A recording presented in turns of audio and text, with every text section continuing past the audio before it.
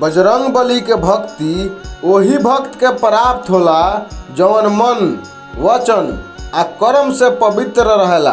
अर्थात उ कबो झूठ ना बोलेला, कबो कौनो नशा ना करेला, मांस मछली ना खाला, अपना परिवार के सदस्य से प्रेम पूर्ण संबंध बना के रखेला।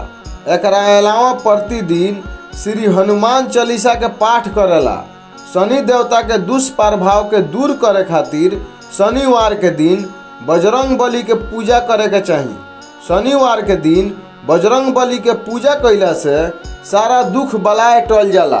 कठोर नियम पूर्वक बजरंग बली के पूजा कइला से बजरंग बली अति शीघ्र प्रसन्न होके भक्त के समस्त मनोकामना पूर्ण करेनी आ भक्त पर आवे वाला हर संकट बजरंग बली हर लेनी। यही से बजरंग बली के संकट मोचन भी कहल जाला। अगर रउआ चाहतानी कि पवन पुत्र में निहित शक्ति के वरदान रउआ के भी मिले तो मंगलवार के दिन बजरंग बली के पूजा करी। ऐसन करम तो मन के भीतर ऊर्जा के संचार होई।